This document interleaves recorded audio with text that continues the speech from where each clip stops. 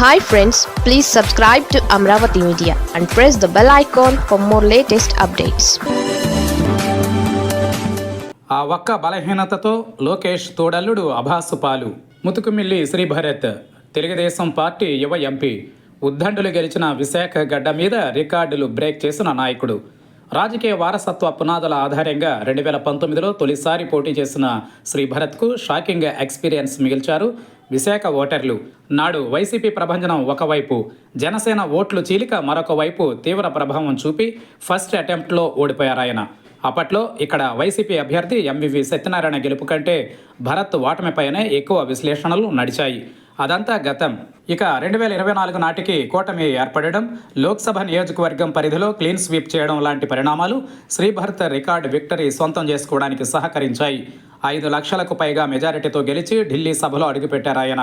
అంతవరకు అంతా బాగానే ఉన్నట్టు అనిపించినా ప్రస్తుతం ఎంపీ మాట తీరు కాస్త తేడాగా ఉందన్న చర్చలు జోరుగా జరుగుతున్నాయి వైజాగ్ పొలిటికల్ సర్కిల్స్లో. శ్రీభరత్ కుటుంబానికి రాజకీయాలు కొత్త కాకుండా ఆయన ప్రత్యక్షంగా ప్రజా జీవితంలోకి రావడం మాత్రం ఇదే మొదటిసారి. ఆ అనుభవ రాహిత్యమే ఇప్పుడు సమస్యగా మారిందనేది లోకల్ డిస్కషన్. అంతర్గత సమావేశాలలో కూటమి ఎమ్మెల్యేలు ఈ అంశాన్ని చర్చకు పెడుతున్నారట.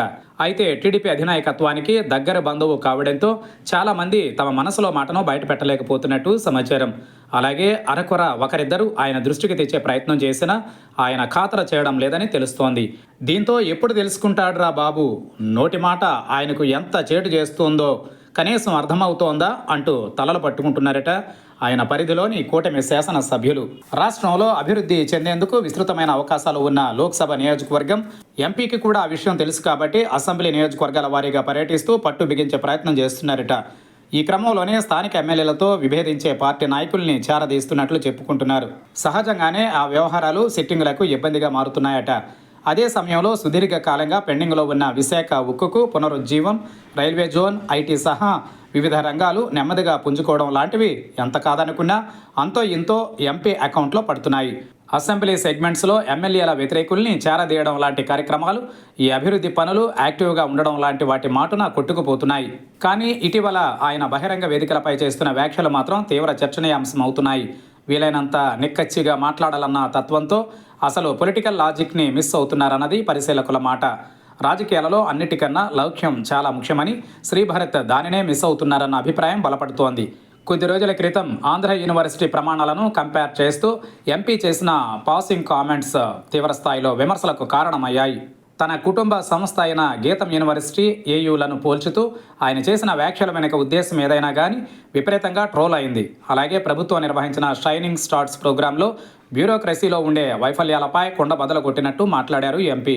ఐఏఎస్ల విషయంలో ఆయన అభిప్రాయం ఎంతవరకు కరెక్ట్ అనేది పక్కన పెడితే మాట్లాడిన వేదిక సరైనది కాదన్న మాటలు వినిపించాయి. ఎంపీ వ్యాఖ్యలతో సీనియర్ ఐఏఎస్లు సైతం చిన్నబుచ్చుకున్నట్టు చెప్పుకున్నారు. తాజాగా కేంద్ర మంత్రి సర్బానంద్ సోనోవాల్తో కలిసి ప్రెస్ మీట్ నిర్వహించారు ఎంపీ. పోర్ట్ ఆధారిత అభివృద్ధి మీద జరిగిన ఈ సమావేశంలో విశాఖకు క్రూయిజ్ షిప్లు రాకపోవడం వెనుక కారణాలను విశ్లేషించే పని చేశారు శ్రీభరత్. బంగాళాఖాతం ఎక్కువ రోజులు అలజడిగా ఉంటుందని, కార్గో రవాణాకు పర్వాలేదు కానీ క్రూయిజ్ల నిర్వహణకు సమస్య ఎదురవుతుందని చెప్పారు. 90 కోట్ల రూపాయలతో టూరిజం టెర్మినల్ నిర్మించి తూర్పు తీరంలో క్రూయిజ్ అభివృద్ధికి కేంద్రం ప్రణాళికలు రూపొందించింది. సాంకేతికంగా సమస్యలను అధ్యయనం చేసిన తరువాత మాత్రమే షిప్పింగ్ మంత్రిత్వ శాఖ పెట్టుబడులు పెడుతుంది.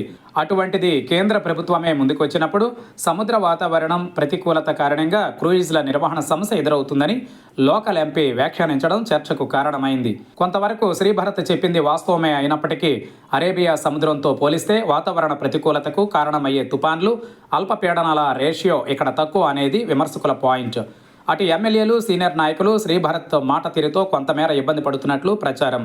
కొద్దిమంది నాయకులను చేరదీసి వాళ్ళు చెప్పిన మాటలకే ప్రాధాన్యం ఇస్తున్నారనే అసంతృప్తి పెరుగుతోంది.